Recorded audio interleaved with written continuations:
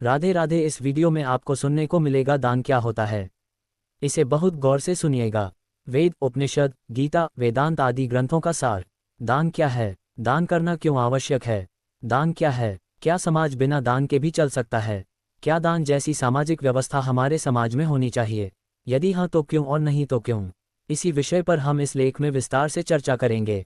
ध्यान दे, दान शब्द सुनते ही धनदान स्मरण होता है, लेकिन दान तो केवल धन तक सीमित नहीं है। अभयदान, अन्नदान, विद्यादान, श्रमदान, कन्यादान इत्यादि दान ही हैं। ये दान अलग अलग संदर्भ में है, अतः हम यहाँ केवल दान पर चर्चा करेंगे, क्योंकि यदि केवल दान समझ लिया तो अन्य दान भी समझ आ जाएंगे।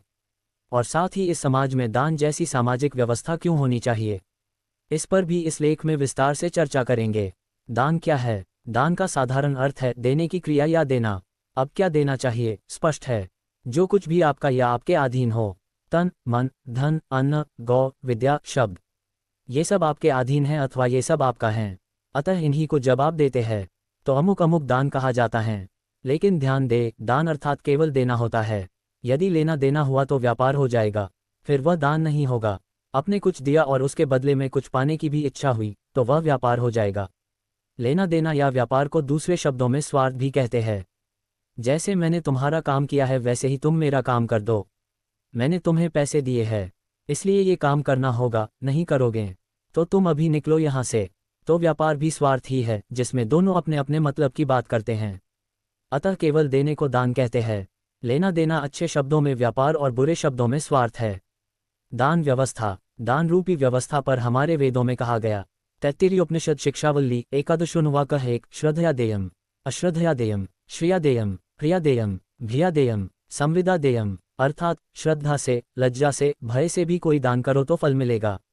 महाभारत शांति पर 26.28 में कहा गया, लब्धस्य त्यागमित्यार्हुन भोगन च संचयम, अर्थात जो धन प्राप्त हो उसका भोग या संग्रह करने से दान करना अच्छा है। फिर महाभारत अनुशासन पर 93.12 में कहा गया, दान ददत पवित्री स्यात्, अर्थात दान देते रहने से अपवित्र पवित्र हो जाता है। अतः हमारे भारतीय ग्रंथों में दान का इतना महत्व बताया गया कि दान देते रहो, इससे अपवित्र भी पवित्र हो जाता है। अस्तु, तो दान रूपी सामाजिक व्यवस्था क्यों होनी चाहिए? इसे समझने से पहले ये समझ लेते हैं कि यदि दान व्यवस्था नहीं हो तो क्या हो जाएगा। क्या समाज बिना दान के भी चल सकता है? इसका उत्तर है नहीं। क्यों? इसलिए यदि कोई दान नहीं करेगा तो समाज केवल व्यापार अथवा स्वार्थ पर ही टिका रहेगा। फिर तो कोई बिना काम के, स्वार्थ के, मतलब के बात तक भी नहीं करना पसंद करेगा। समाज में दरिद्रता, कुपोषण, अशिक्षा आदि अपनी चरम सीमा पर होंगे।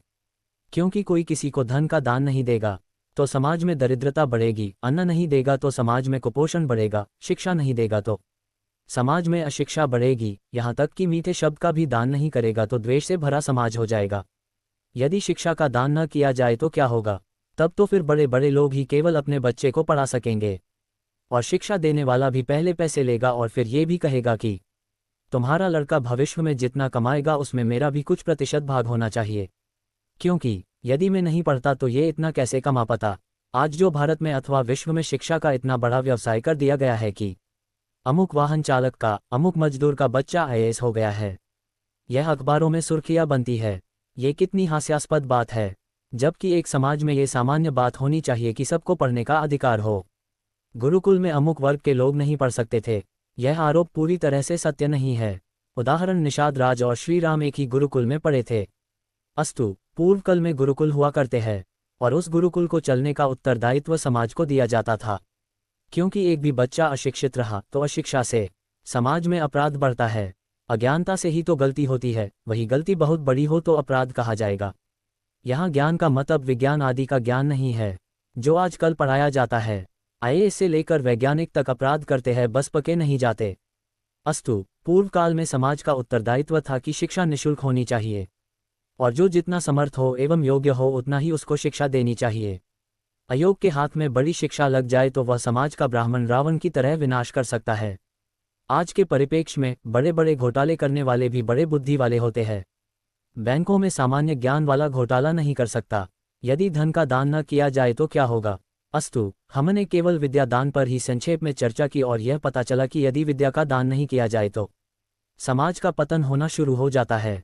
ऐसे ही आप अन्य दान को भी समझ लीजिएगा। लेकिन फिर भी लोग धन के दान पर कुछ जानना चाहेंगे कि यदि धन का दान नहीं किया जाए तो क्या होगा। उत्तर है समाज का सत्यानाश। देशभक्त लोग एक बात कहते हैं कि देश को जोड़ने के लिए कोई पैसा नहीं देगा, देश तोड़ने के लिए कई देश करोड़ों रुपए दे देंगे, क्योंकि उसमें उन देशों का लाभ है। ऐसे ही भक्त लोग कहा करते हैं कि भगवान के निमित्त, संतों के निमित्त अथवा धर्म के निमित्त दान करो, क्योंकि समाज में इनके विपरीत बहुत धन है। जैसे फुहार, गाने, मूवी आदि का विस्तार बहुत सरल है, क्योंकि मनुष्य का मन माया से बना है, इसलिए ये माया की ओर स्वाभाविक आकर्षित होता है। अतः जिस ओर अधिकांश व्यक्तियों के मन का लगाव हो एवं वही धन का निवेश करे तो अधिक लाभ होगा, लेकिन इसी के विपरीत मन को लगाना हो तो संभव नहीं है। मूवी, आलीशान होटलें में भोजन करने के लिए हजारों रुपए निकल जाते हैं और भगवान, संत, मंदिर एवं गरीब के लिए छुट्टे ढूंढने लग जाते हैं। अस्तु, तो समाज में कुछ अच्छा होता रहे, समाज अच्छे से चलता रहे, इसके लिए धन दान देना आवश्यक होता है।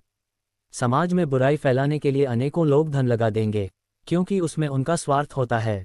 अच्छा करने के लिए कितने लोग सामने आते हैं, आप स्वयं ही सोचिए। तो दान रूपी व्यवस्था समाज के लिए अनिवार्य है, समाज को अच्छा बनाए रखने के लिए, जिससे समाज में बुराई अधिक नहीं फैले। श्री राम के पिता राजा दशरथ को बड़े वर्षों के बाद पुत्र लाभ मिला। अविवाहित नवजवान पुत्र को वो विश्वामित्र के संग जंगल में भेज दिए। यदि उन्होंने ऐसा नहीं किया होता तो फिर असुरों का साम्राज्य और अधिक बढ़ता। और सबसे बड़ी बात, आज जो कुछ हम हमारे ग्रंथों के बारे में पढ़ रहे हैं वह जगतगुरु शंकराचार्य के वजह से है। जब शंकराचार्य 8 वर्ष के थे तब उनकी मां ने संन्यास लेने की अनुमति दी थी।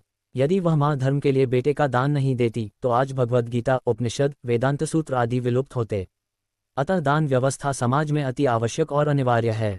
हर हर महादेव। अगर वीडियो पसंद आई हो तो प्लीज़ हमारी चैनल को लाइक करें, शेयर करें, सब्सक्राइब करें, कमेंट करें और कमेंट में यह जरूर बताएं आपको यह वीडियो कैसी लगी।